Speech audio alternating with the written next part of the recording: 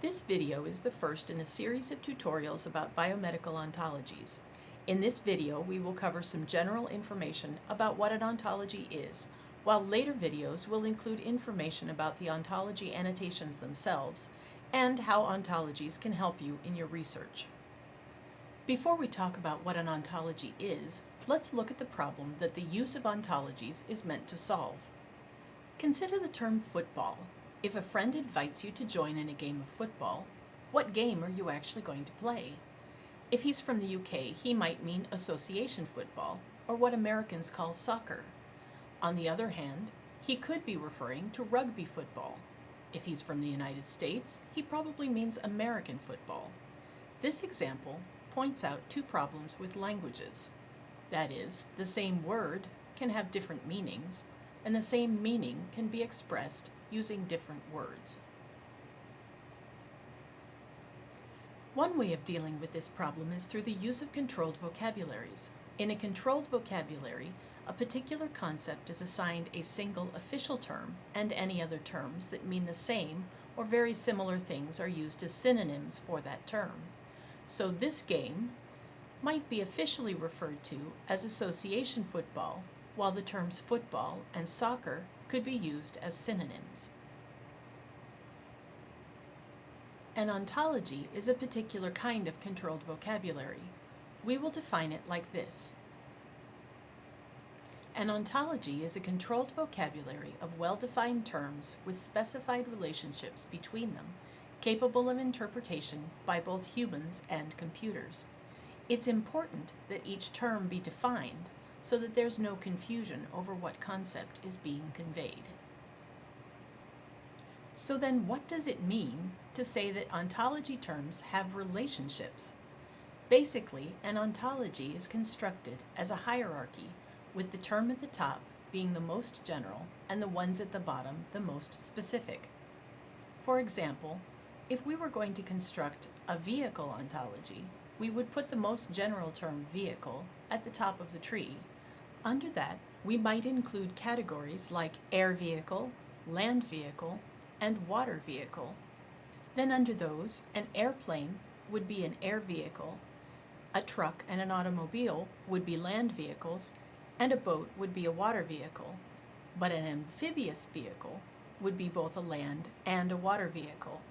So you can see that the ontology tree goes from more general to more specific. In addition, a more general term can have multiple more specific child terms, and a child term can have multiple parents. So talking about cars and sports is all well and good, but what about biomedical ontologies? As more and more experiments in the fields of biology and medicine become high throughput, expressing data in ways that can be read by computers and ways that can be shared from one experiment to another or one data source to another is becoming more and more important. In response to this need, a growing number of biomedical ontologies are being developed. Arguably, the most commonly used of these is the gene ontology, or GO, so we will use that ontology as our example. GO is being developed as a cross-species platform for describing genes and gene products in terms of their molecular functions, their biological processes, and their subcellular localization, or cellular components. This is the Go browser at MGI. From this page, you can search for a particular term or browse through the ontologies by clicking on terms of interest. If I browse down the tree in the cellular component ontology, you can see that the vocabulary goes from the most general term, cellular component,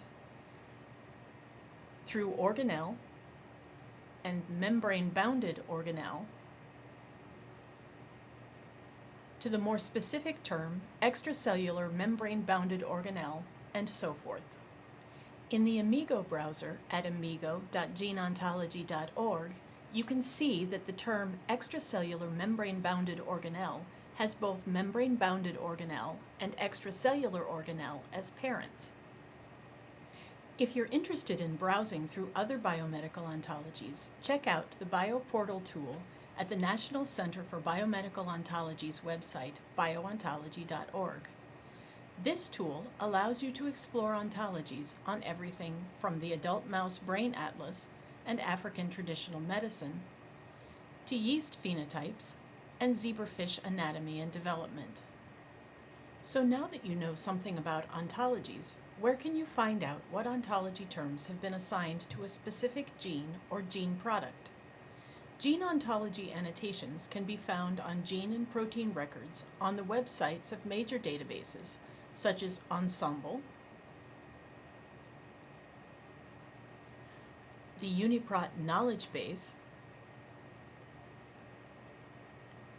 and NCBI's EntreGene.